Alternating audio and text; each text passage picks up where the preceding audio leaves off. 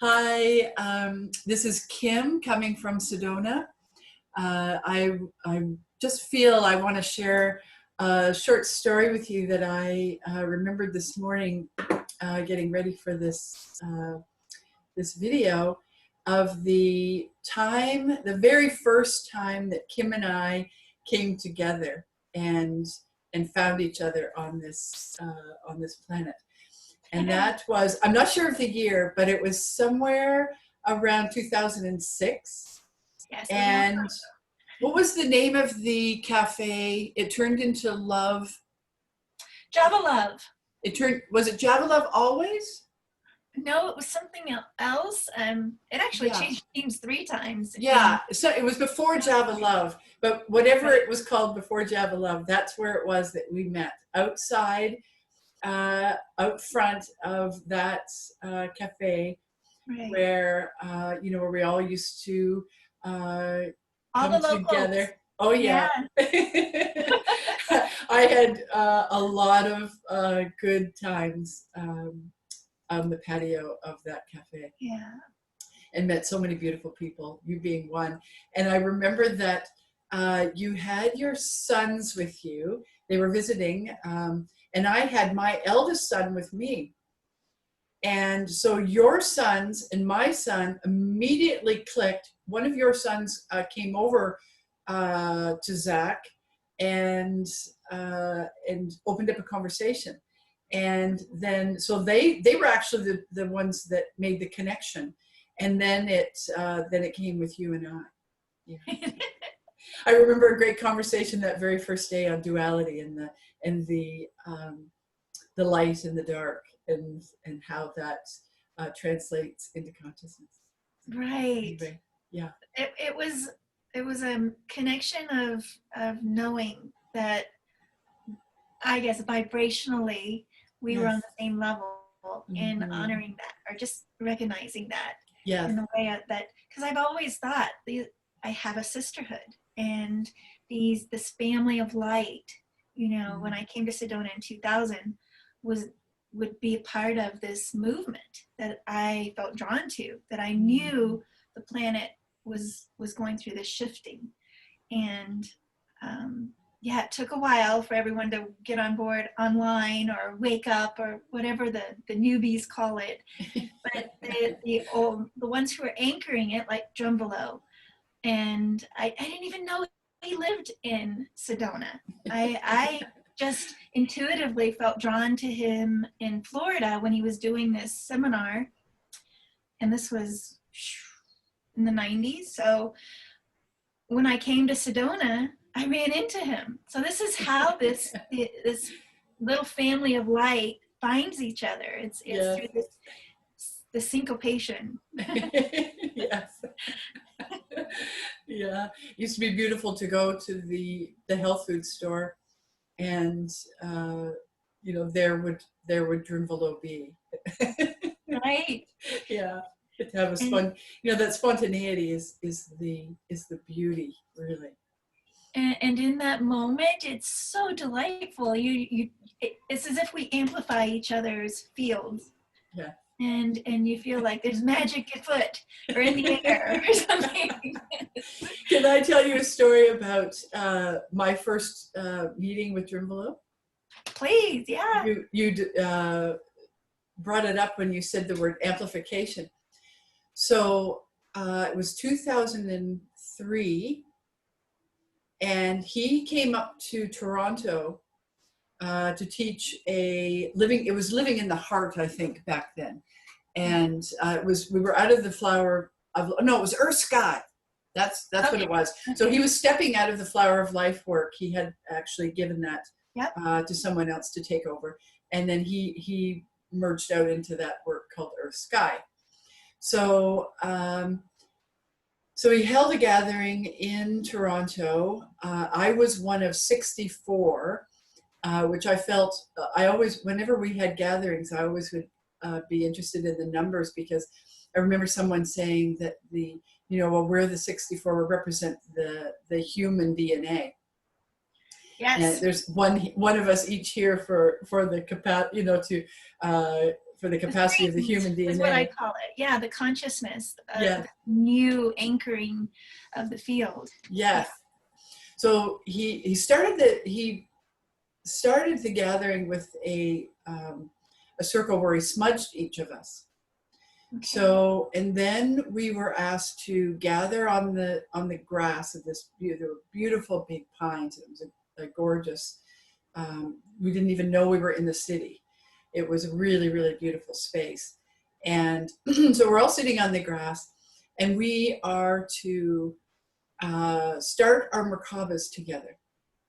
Okay. So, I had been, I was like, I remember looking at pictures of it years later and laughing because, sitting as a good yogini would.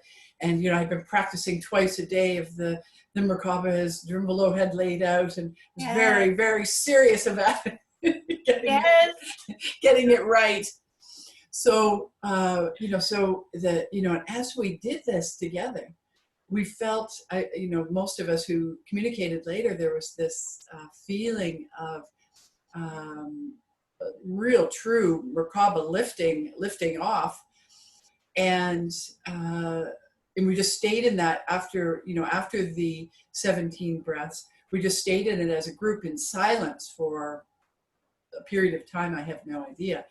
And eventually a woman came to us and went to Drimbolo and said, we have lost the electricity in, it was I think we were together for several days as a group. So we had lost the electricity in the place that we were all gathering.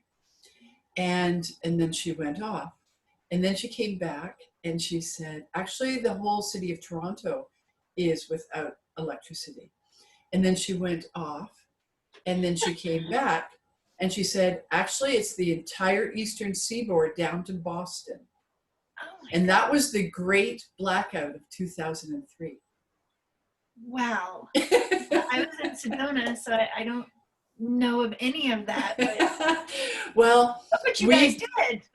what we experienced thereafter was days of being in beautiful bliss, of Drimbolo telling stories and all of us sharing.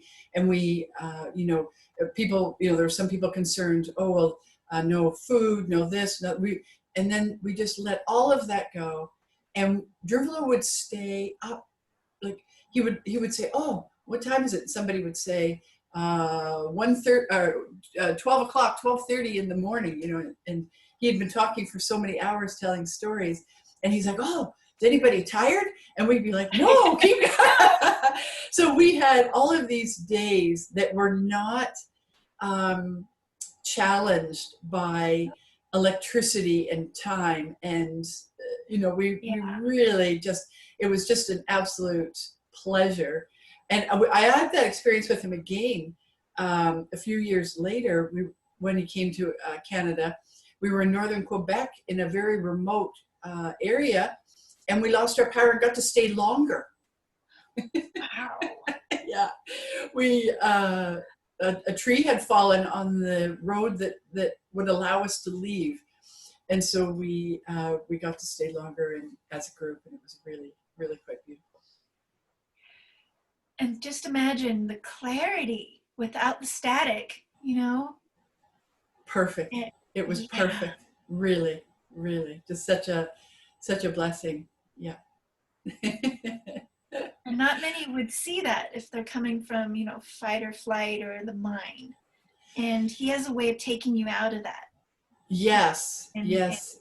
That was my first experience of him, is that there was this guided imagery and this connection with the Kogi tribe. So he had this way of it. Not only did we feel syncopated in this imagery or this guided meditation, that you're no longer, so what they're saying about theta wave to gamma in studying the effects of meditation, you're no longer in that lower self, and I hate saying that, but that it is as if we're avataring, and this is our puppet version, but you feel like this higher self presence is anchored. And I got this image as you were telling your story, that there was each of us in this Merkaba field anchoring the flower of life, and it can change the field magnanimously.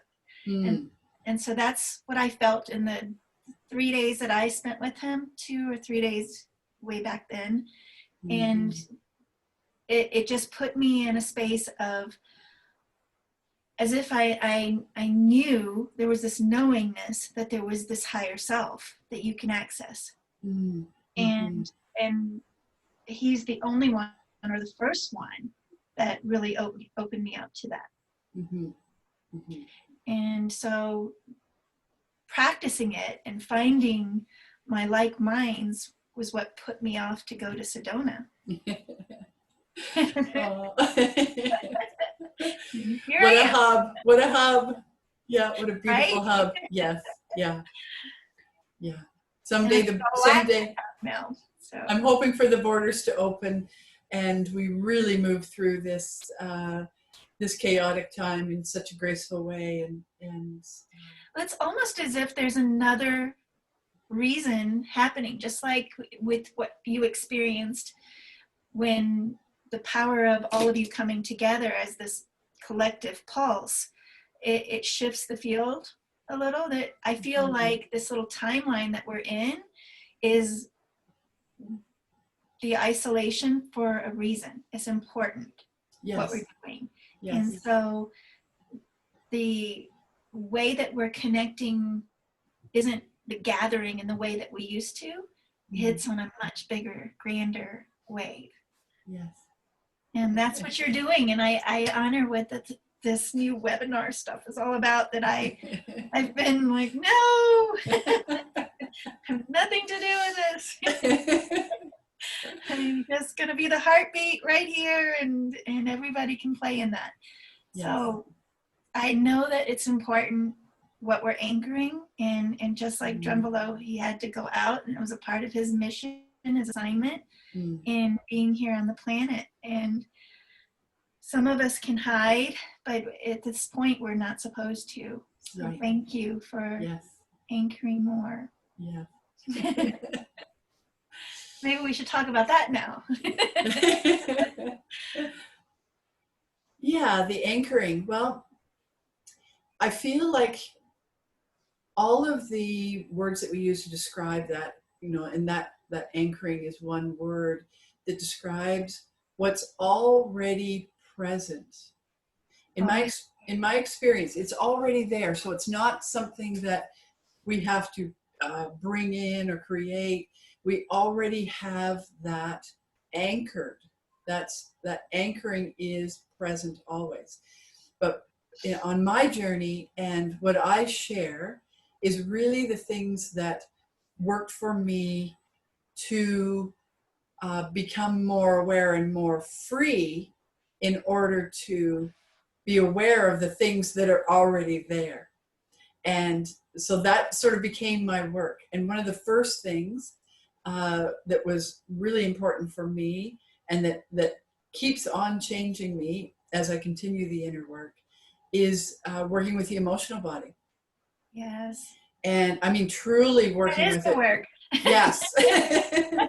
and working with it in a way that is truly transmutational. So that's been a big focus of mine for many, many, many years.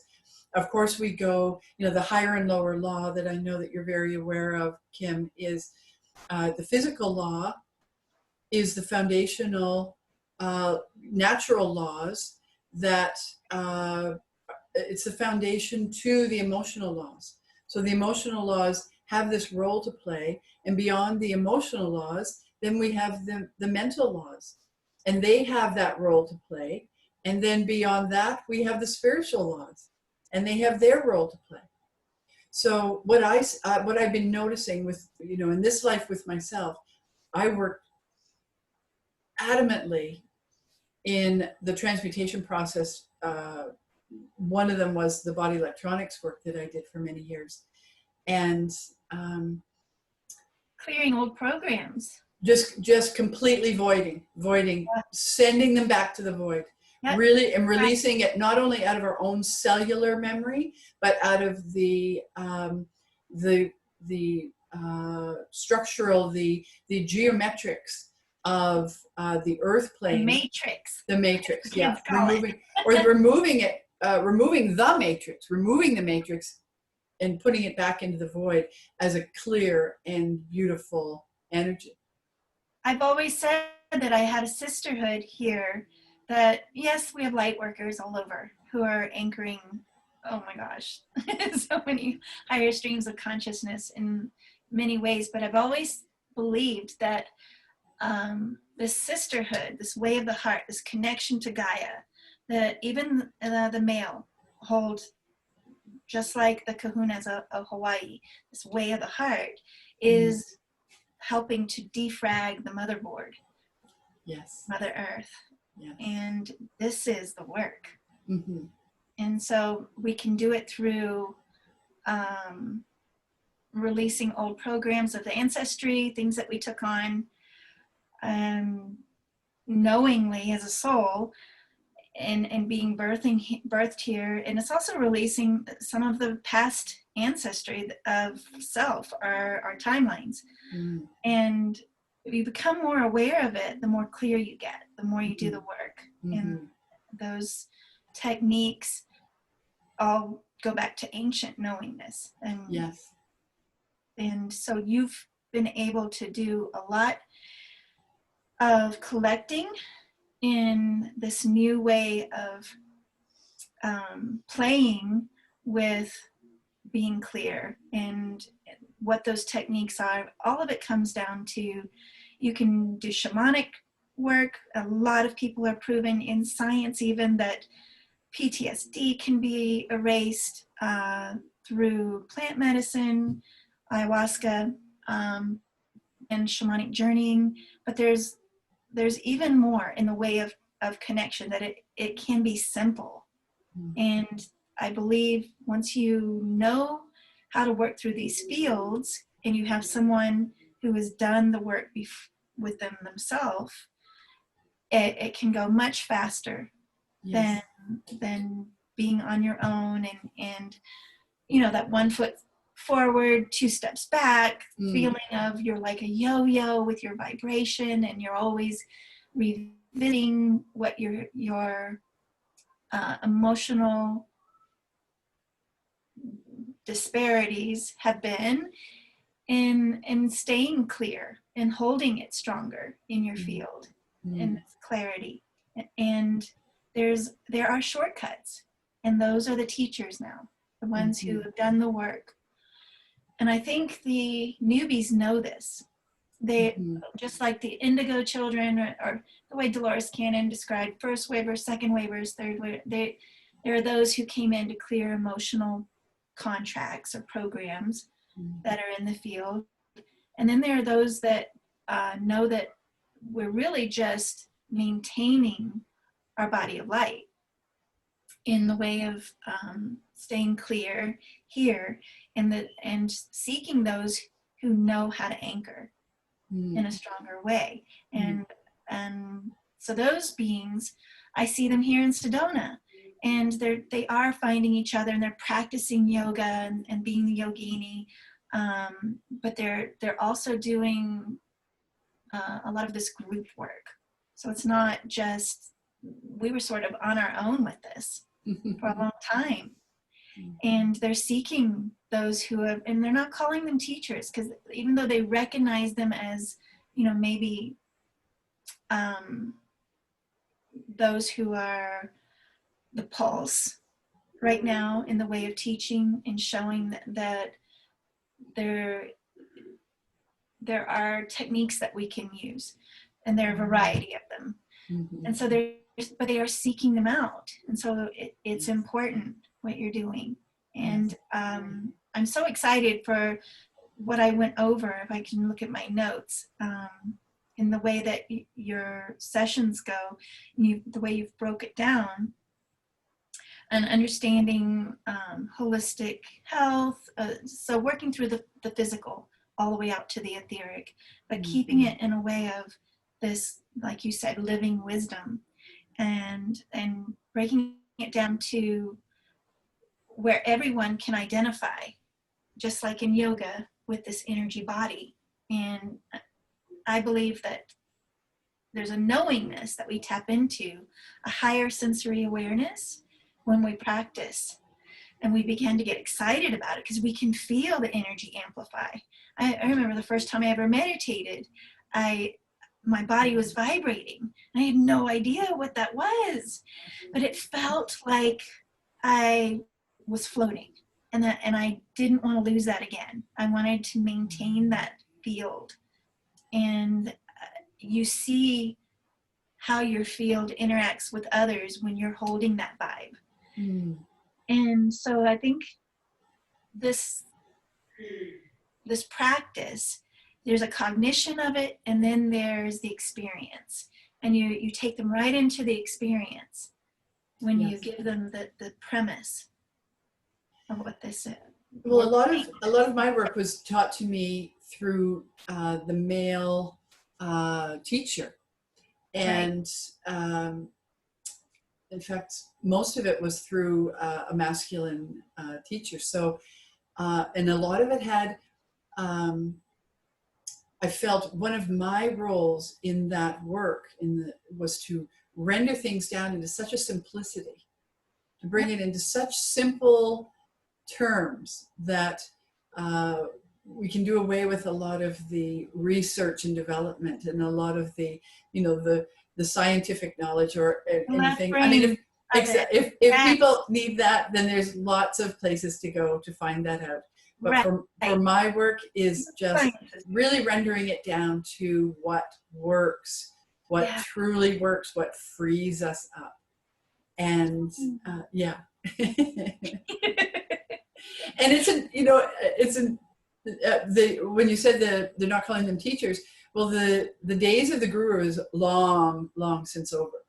Yeah, and they know that these newbies in the garden. Yeah. They're tapping into their inner guru. Yeah, absolutely. That satellite dish above our head. That's where we all have to go. We really and hence the Gnostic way. The Gnostic way is the inner journey, and we each have to traverse that journey individually. And that's always been the play. Down here. But we just, it's been collectively, as if we've been moving out of the Kali Yuga and into this, what we're anchoring, this new tick on the clock, galactic clock, new orbit even, and being a part of this shift with Gaia. It's magical when you start playing and seeing how, it's beyond laws of attraction. It's so much more when you're anchoring your own stream in a way that it's you begin to see everyone in this divinity play. And that's the sometimes challenging bit. Yes, that's what we were talking about before we started, about these waves that we're playing in here with all of it, politics, all of it. And so it really comes down to holding that field, the FEELD, in that light. So how should we move forward in talking about the steps of? Well, let's go further into something beyond the emotions. So the emotional body requires transmutation, yes. And as we do that with every feeling, if something comes into our awareness that is, even if we think it's coming from outside of us, but we have a stimulation of our feeling, then that's what we have to work with. So it's about having the powers very well attuned. Well, they're always there, but our awareness, I guess, attuned could be if it's attuning our awareness with those powers. Yes. So the simple powers of love, forgiveness, and gratitude. So those are the powers that are the forces. Automatically there. Yes. Automatically. When Yeah. we are more dialed in, I guess. Yeah. And increasingly, always in increasing amounts.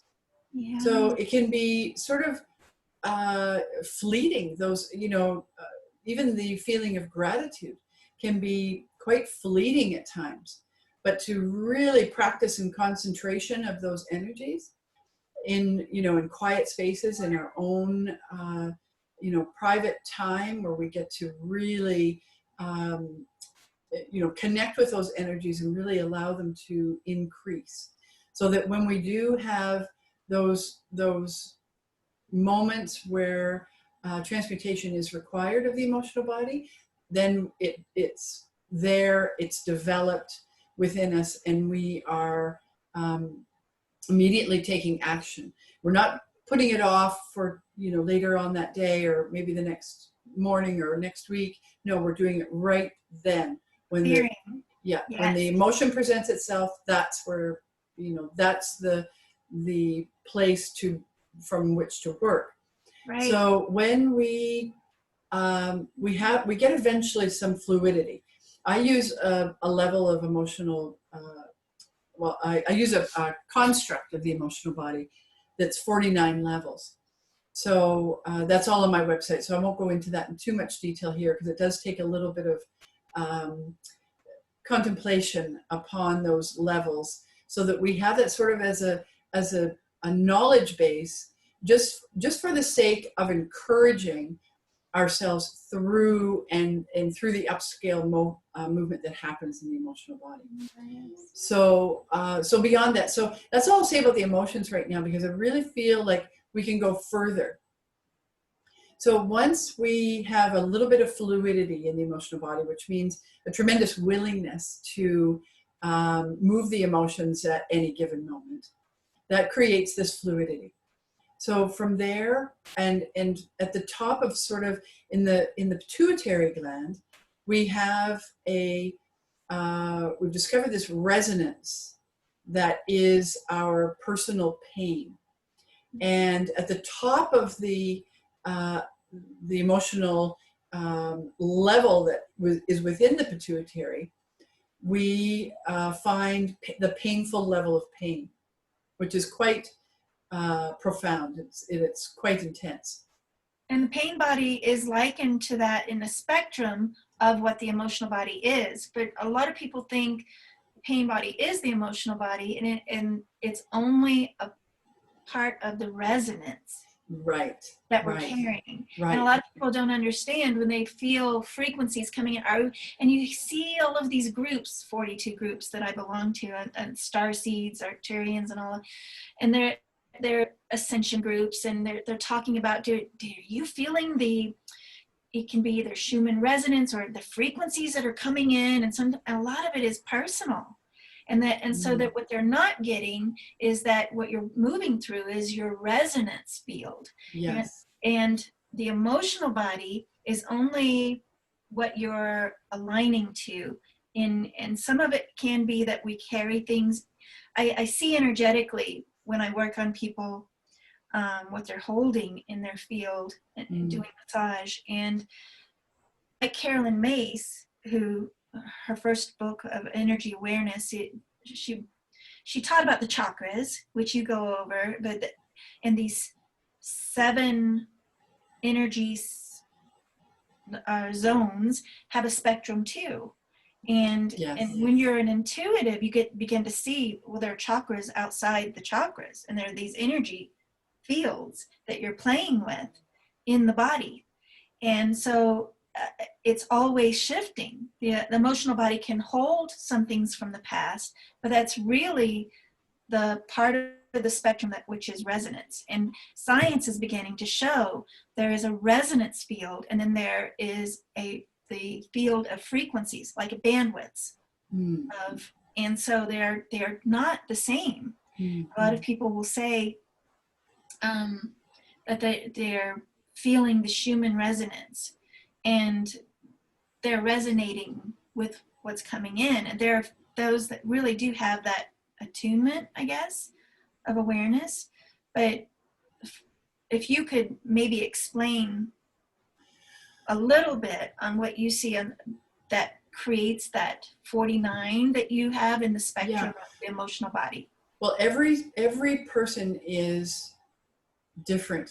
Even though we share exactly the same emotional body, we're all individually different in so many ways.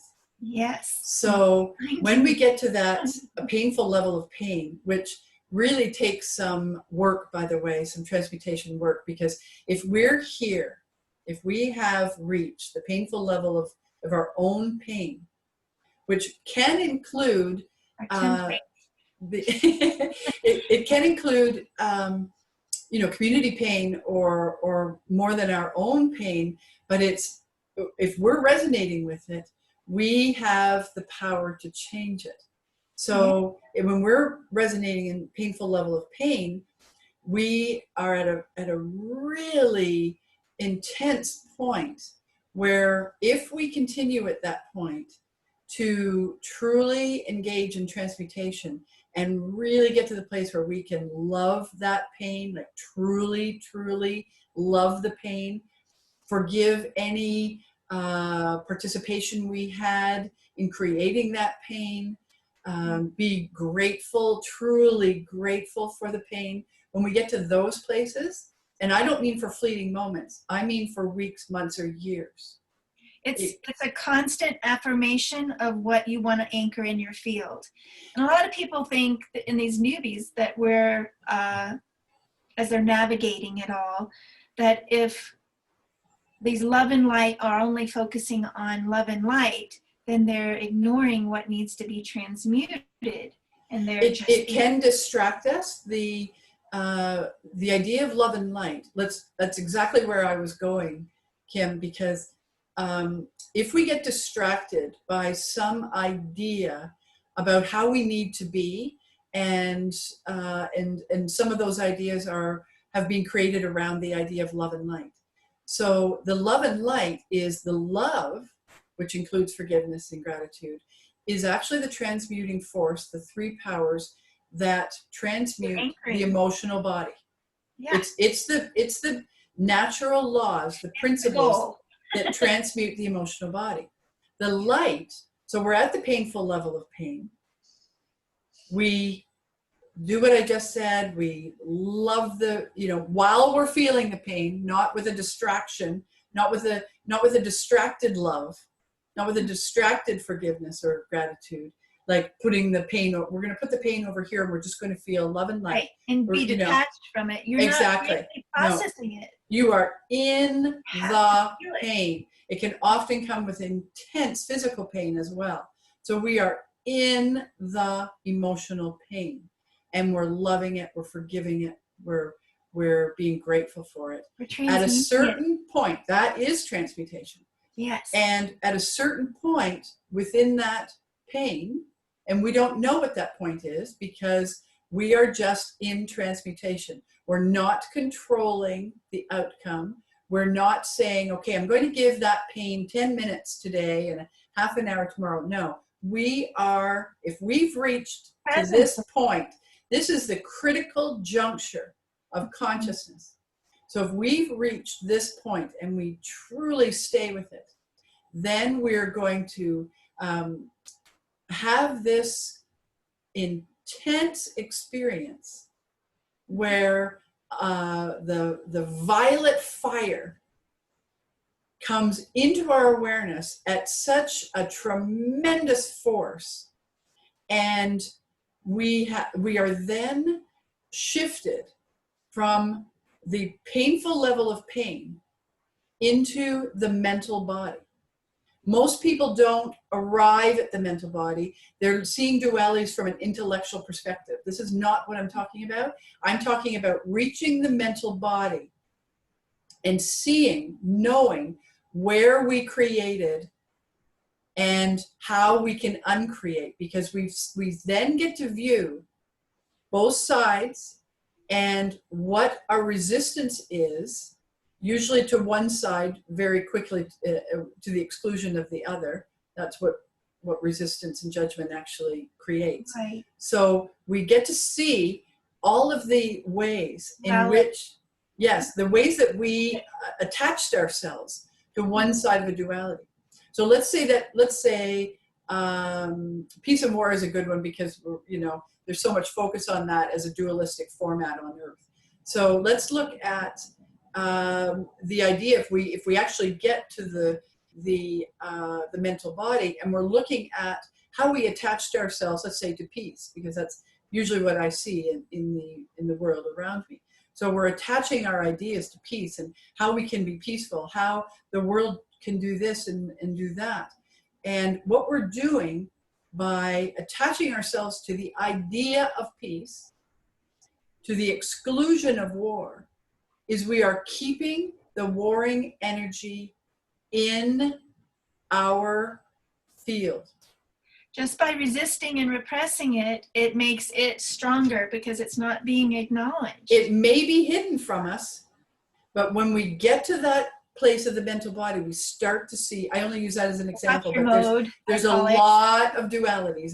There's a lot of dualities. Yeah. And we will find those dualities.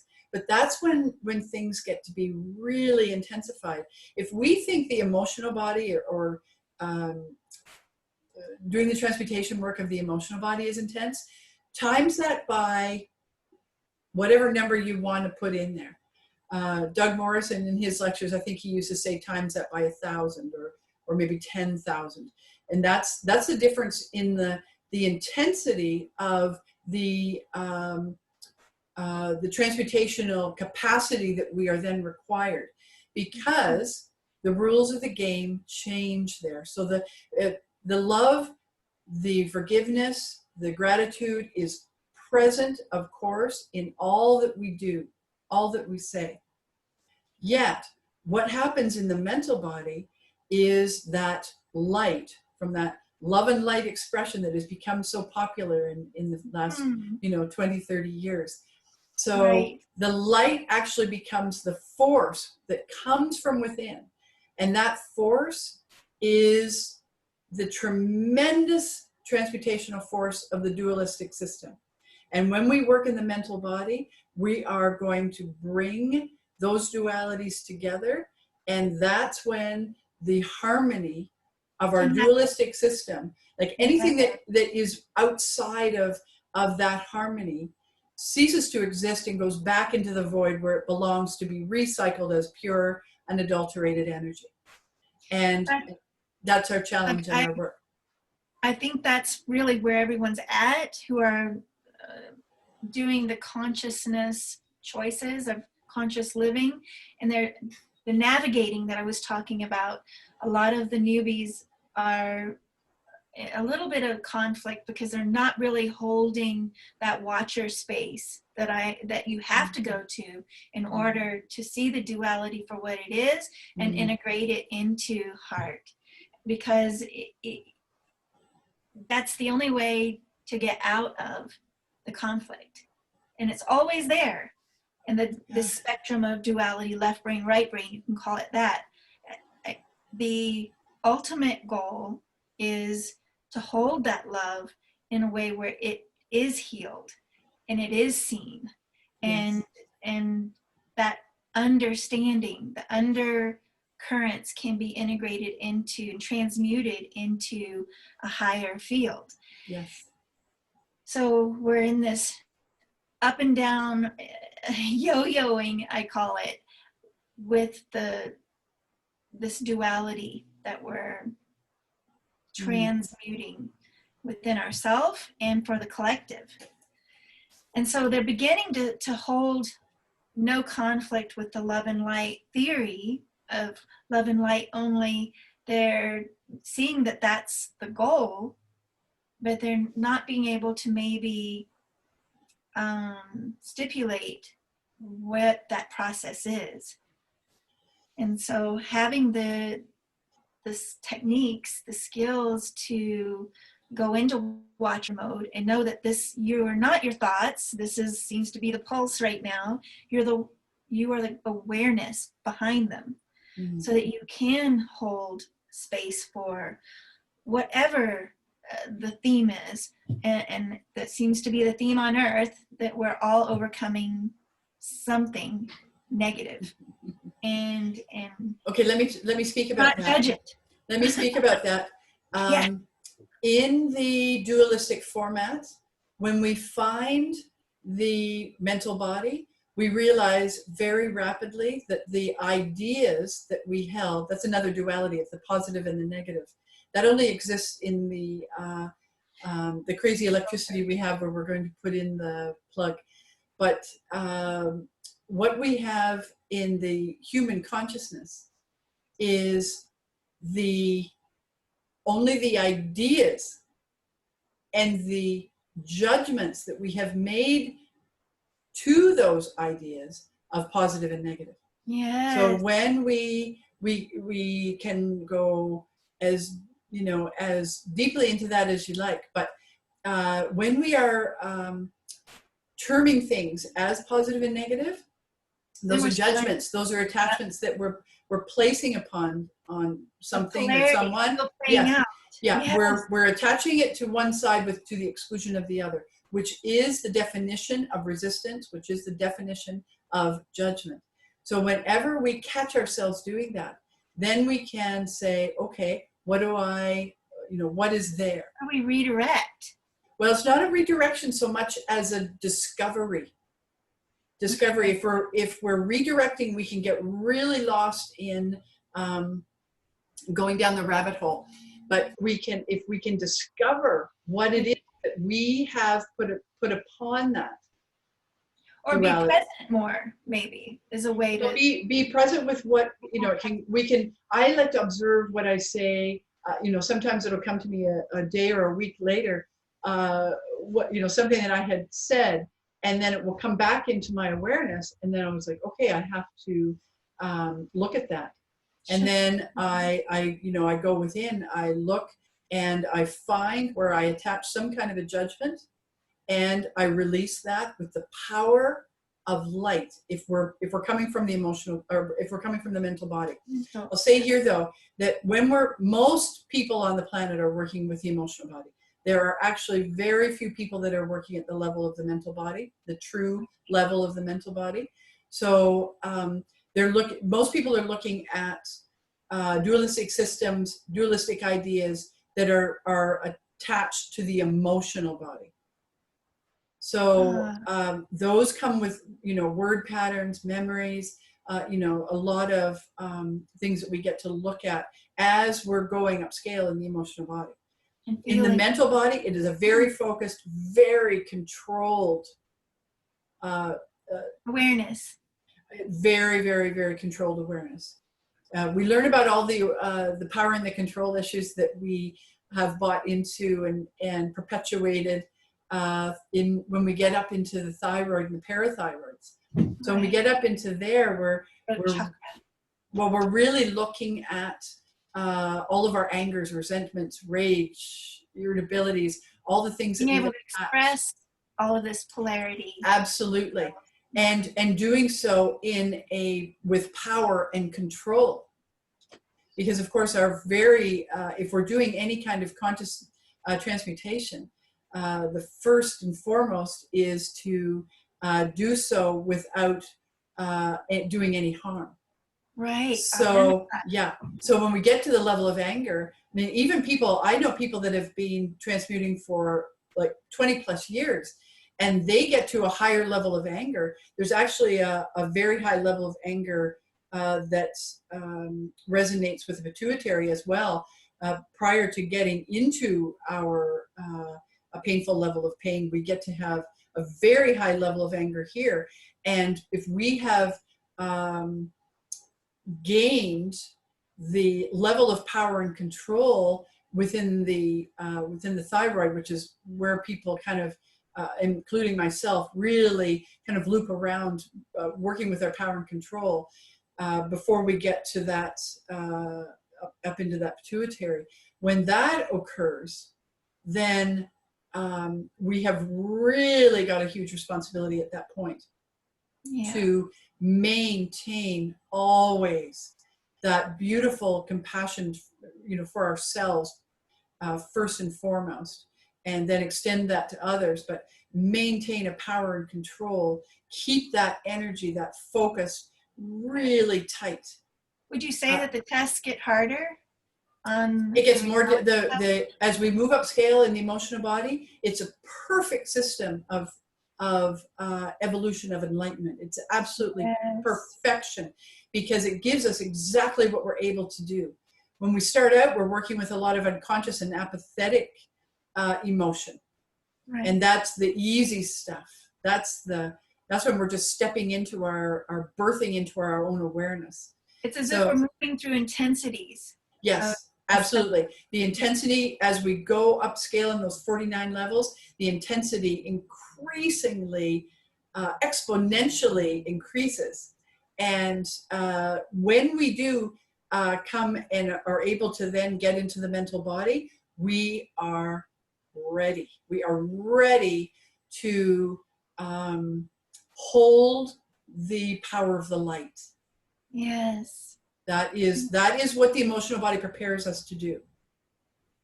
And then, in a sense, you're navigating the same intensities, but on a different level through the mental body. Yes, yes. It's not that we're unaware or not completely aware of our emotional body. That always exists. People are so goal-oriented and so having attachments to results or what they what they want to create or what they want to see.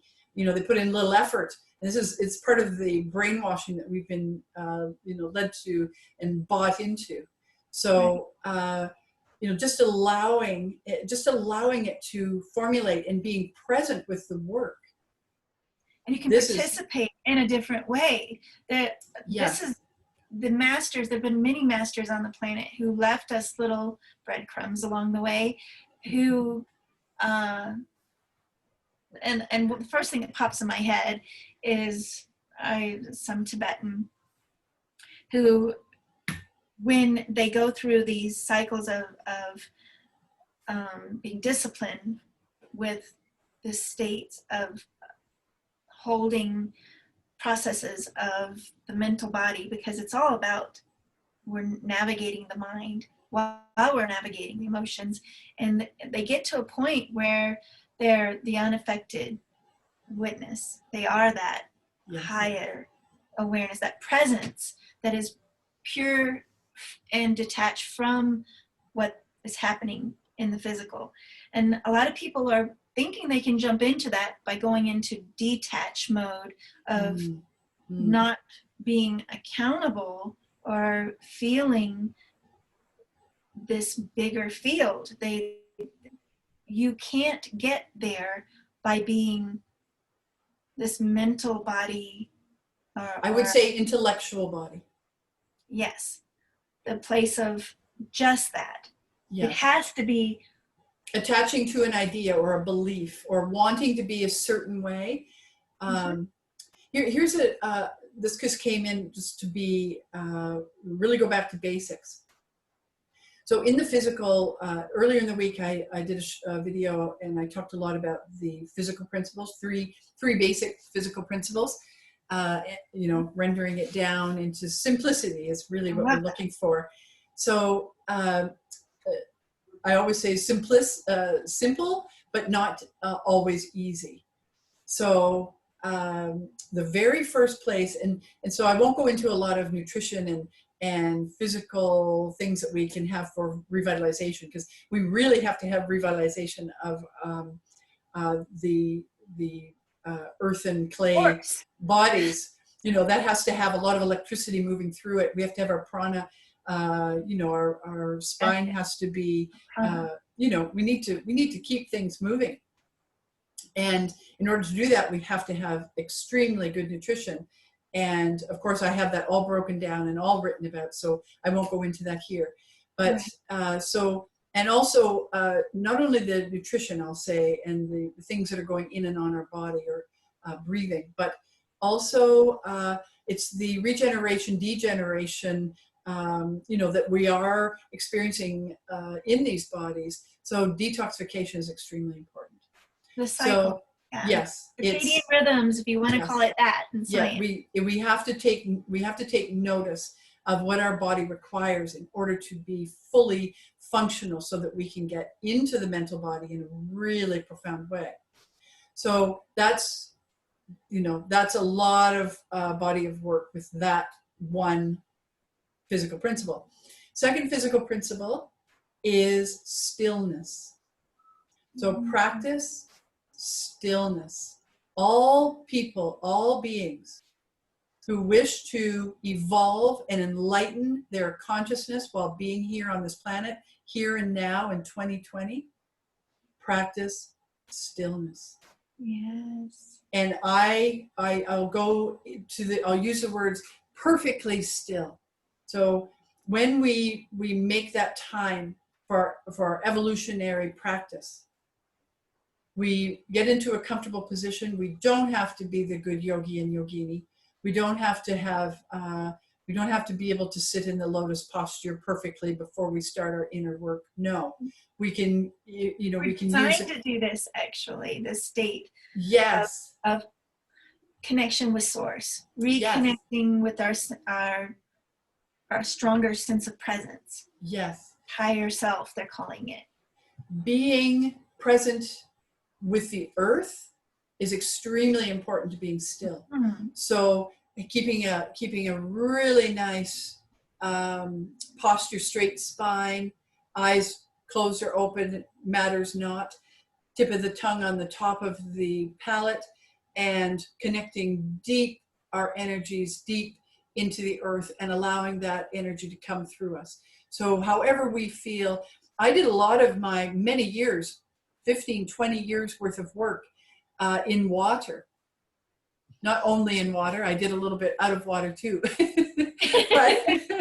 but I did a lot of work. Yes, I did a lot of my work, my emotional work was done in water. Yes. So wherever it works for, whatever feels appropriate, and that can often change. So be open to change. Be open to that fluidity of that constant change of what is required next in our unfoldment.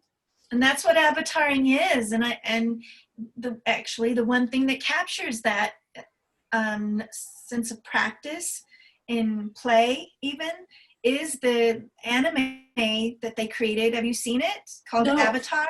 No. Oh my gosh.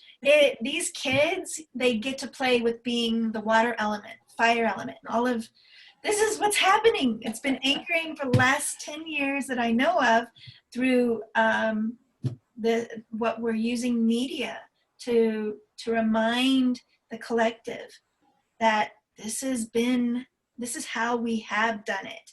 And it's been held by, secret societies, if you want to call that, or the ancient ways, or pagans, or whatever you want to call them. But they're the elements of that knowingness of the field that is Gaia. That I used to, when I first started meditation, I was always about getting out. I loved getting out of my body. I wanted to go. And it was never about anchoring until I played with mushrooms, and it was about, oh my gosh, you begin to see what the little aspects that you can ascertain that you are astral projecting, or you're like on a ship, or there's a station, there's a field, a simulation, you can call it so many things that you're playing with out there. Distraction. But your true experience of what that is actually comes from anchoring with Mother Earth. And I had that experience first with mushrooms, but then secondly with Native Americans that I got to sit with. It was actually Cheyenne. So there was a huge powwow of the Four Corners. And so this is only 2009, 2010. Anyway, it was after the blackening of the seas. The Hopi prophecy thing had been fulfilled. So there were a bunch of indigenous elders from Hawaii, from Peru, all of them came together, and we had a moment of just sitting in silence. And I had this vision of connecting with what was later told to me by a chief, because I said these blue beings took me down to what they called the storyteller, the great storyteller. And she was beautiful and shifting all the time. And you definitely knew that it was feminine, and it was grandmotherly, but then it was Kuan Yin-ish. It was all of these energies at once. And when I was brought to her presence, is as if she shined a light into me, and I felt the earth story. I felt who these galactic streams, these beings are that have been playing with her. And more than that, I felt my connection to humanity, and without this sense of turmoil anymore, but knowingness that is shifting too. Yes. And I felt the heartbeat of my connection to what I've always felt, what I thought was the pain of what was happening with the animals and with climate changes. And once you're in that field, there's not this duality anymore. Yes. There's just only heart space. Yes. And the knowing that that light is purifying all of it. The only way to explain it. But they called her, when I talked to the chief of the Cheyenne who sat next to me, he said that the blue beings have always worked with us. So it was almost as if his field initiated that, just sitting in this collective silence together. Yes. And that can happen. That magic can happen at any time. It's not just one way that we have to practice. Like, I was so about yoga, and that was my path, and that's the ancient Vedas, and that was the oldest knowingness left for us. Yes. But I had to experience the shamanic, the indigenous understanding. Maybe that is the way to put it, their experience. And that blew me away from always getting out. Now I go down. I sit still. It's to be with her. Yes. So stillness. So that stillness is number 2. Okay. Number 3, the breath. So if we connect the breath, the big 3-part breath, unceasingly. So, deepening. Like pranayama, and even qigong, they have this 6 or 7 sacred breaths. What I'm speaking of is just a practice to open the emotional body. Is like the stillness is very important, and then the breath, unceasing breath, is the third. And those 3 components, if we have good electrical activity in our body, if we're many bodies really thriving in the physicality, then we can be still. We can allow the body to be still, and then we breathe deep and even. By even, I mean the evenness of inhalation to exhalation without pause, particularly at the end of the exhalation, to be ready to inhale immediately upon the end of the exhalation, and to practice that. Internal rhythm. I will give my personal guarantee that if you have those 3 principles in action, that you will be shown within 5 minutes what you have to work on in those moments. Yeah. What emotion? The emotion will come forth, and you will have a chunk of your emotional suppression to work with, and then that's when the 3 powers really then kick in for the transmutational process. It's as simple as that. Yes. There are so many that are becoming aware of breath, and it's the focus right now, diaphragmatic breathing, and the 21 breath technique of some meditation that I think MIT did a study on the benefits of meditation and these altered states and how to get into a theta wave faster even. And often the breath. The quickening of the breath can often suppress the emotional body. So we have to really be cautious of that. About rhythm. If we're looking at the transmutation and the evolution of our emotional body, and not to go into any fancy yogic pranayama that can be for another purpose at another time, but to really just stay really focused in deep and even, just that simple. And that syncopates the respiratory, if you want to look at it from clinical perspective, because I'm a massage therapist, it syncs up your 3-part system known in the Chinese as the triple burner, major arteries, that rhythm, our arterial flow, yes, major lymph, and major nerves, all come together. These secondary chakras, what they call the marma points in Ayurvedic medicine.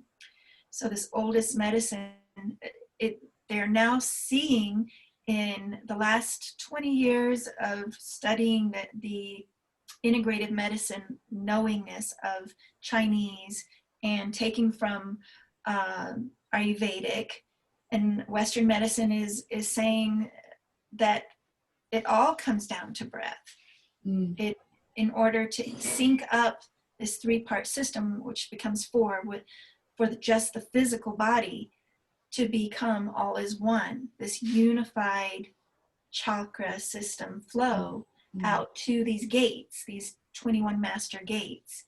And so yes, we can study all of that and make that that's the science of it, so we're going to follow just that.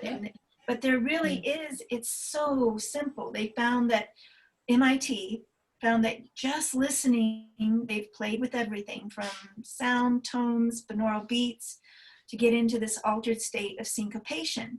And that you can do it by listening to ocean waves.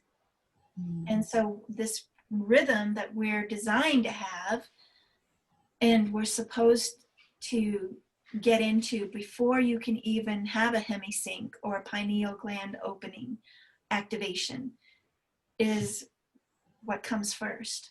And so I love that you put that understanding of why breath is more important. I wouldn't say it's more important. It's just one of the 3 components that is required to open the emotional body. The emotional body will just be, it's like an invitation. By doing those 3 things, it's an invitation to the emotional body. The emotional body always is present with us. We're just not present of it. So it's opening. And people that are proud that they don't get affected by their feelings. And all that. Yes. But those feelings are there, whether they're not being affected or we're not being affected. Right. Those emotions are there. Aware that they're being triggered when they are, because they're so shut off from it. Yes. They're so in a reactive place, or what they're calling fight or flight. Well, those 3 things will stop that reactivity immediately. So if evolution and enlightenment is where we are going to go as an individual or as a collective, those 3 things. That's the starting point. I call it working from the bottom up. So, and I love stillness. Stillness is like the door, and meditation.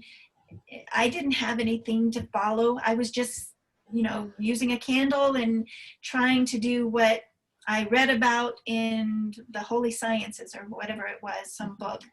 And at the time, hi, Dottie. Hi, Dottie. Do you remember me? Yes. Hi. She lived in Nepente with us. Yeah. I haven't seen you for so many years. You're looking well. Thank you. All right, you're gonna go do your books? So great to see you. So great to see you, Donnie. So what were we saying? Oh, the stillness as the first step. And then the breath work, that awareness starts to seep in, that when you're holding fight or flight feelings or tension, and you're that, the feelings of the field, and it's releasing begins to happen. Yes. And the syncopation of feeling that natural rhythm. Yes.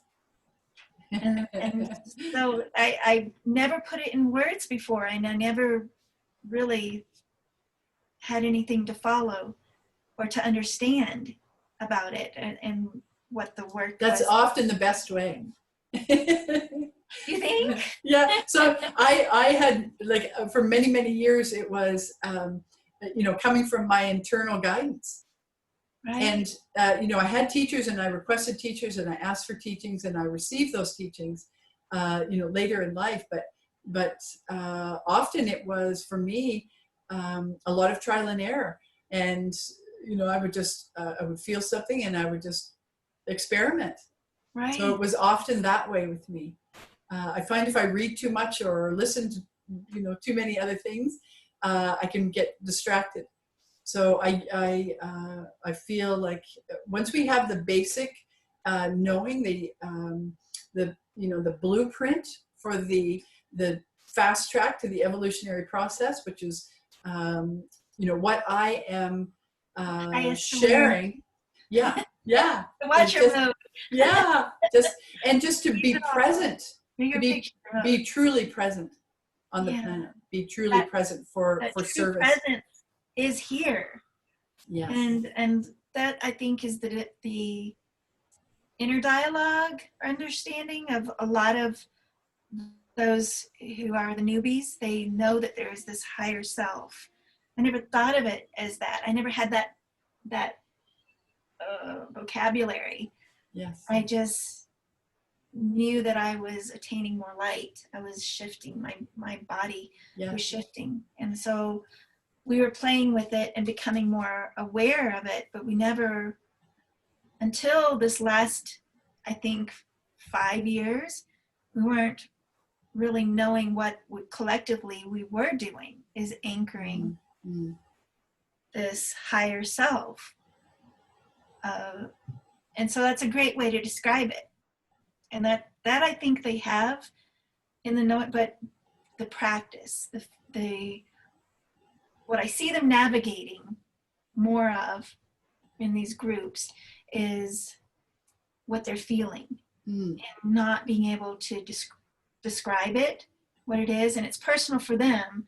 So there's not this map, if you will, of, well, this is this that you're maybe resonating and processing, and how to get into that space of, well, I'm not dueling. I'm in that space of the mental, which is a higher insight, if you will. Yes. Yeah.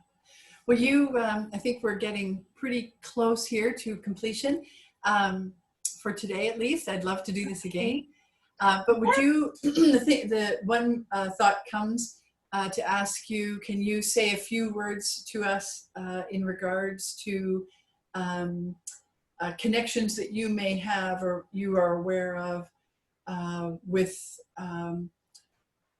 beings of, let's say, I don't like to call them certain names, but helpers from not of the earthly realm. Let's put it that way.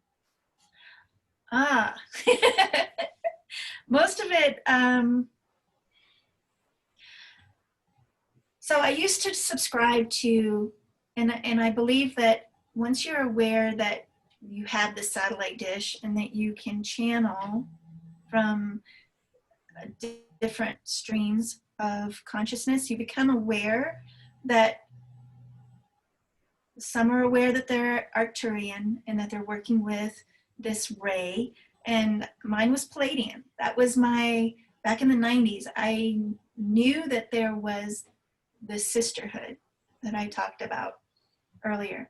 And so the Palladians were what I knew I had a lineage to in working with. But as I became grounded in Gaia and the more galactic field, I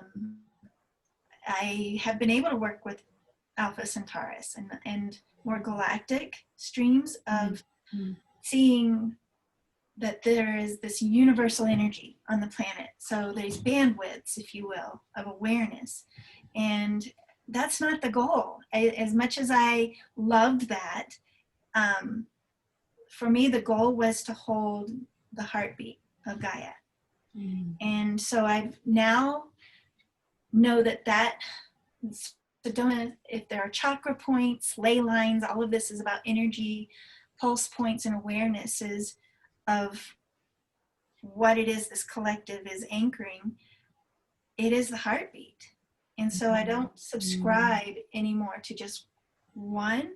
If they show up in my field when I'm working energetically with someone, I bless them for their presence. I can usually see if they're blue or holding violet flame purple, or the silver beings that showed up just a month ago. And that was new. But they are working with the planet. So I'm no longer wanting to orient myself to being one and getting out. Beautiful. And identifying with that anymore. So what shows up is what's necessary for that moment. Like you said, it's about awareness. Being Yes. Thank you so much, Kim. Thank yes, you. it's all about. Can we make an ongoing series together? Love this. I love this conversation. I love what you're doing, and I still didn't get in onto the next. So we did the first three. I would love to see more about what this template of knowing is that you're bringing in, and maybe hit those bullets. Maybe you could do that right now and just give us a summary of what it is that the first course holds in that. Well, I'm going to start an online course as of October 3rd. So that course will be, it's going to be free flow and unscripted as my work is. Right. So I will take it as it comes with whomever is in participation. So, it can be a small group, it can be a large group. I'm fine with either. And we'll just go with the energy of the group. But the bottom line, the process is what I've been speaking of for, all of my life and before, which is really the evolution and enlightenment of the human consciousness, of the human awareness, to be able to be that and act from that, speak from that. Right. So that takes work. It doesn't happen just if we wish it to be so and put a little magic thing under our pillow. It takes the inner work. We really, I don't know of any I don't know of any magic bullet that's going to do what good old-fashioned transmutation, the power of moving anything less than love off of this planet. That is our work. That is the work. That is the work of humanity. That's the transmutation. That's to move everything, which is all judgments, all resistance, anything less than love, to move that as cleared energy and send it back to source where it belongs to be recycled. And the more that people hold that pulse, that field, that bubble, if you will, around them, just like I think of St. Francis, who popped into my head, they're the instrument of that transmutation. And you can go into prisons, you can go into the lowest places, and that energy transmutes and helps others to align. to their Yeah. divinity. And It can be inspiring. It's not something to be judged that, oh, they're just love and light and kumbaya, because that in itself shows where you're operating from. And I believe that that's what this generation is sort of missing. They're not getting to that next level of they're anchoring this transmutation light. Yes. Their light can go into these places and be the work for others. We can inspire others, but each of us individually have to do our own inner work. Yes, you have to get there where you're holding that field. Yes. And that, I think, is where they're needing to help in navigating. Yes. Yes. Okay, let's complete here. Thank you so much. Thank you. Yeah. Say hi to Drimvalo for me. I have, he comes in and I go once in a while. We have some communications, but if you see him in the physical realm, give him my love, please. Yes, I will. And we'll see you on the flip side. Thank you. Thank you so much. Okay. Yeah. How do I? Oh, here it is.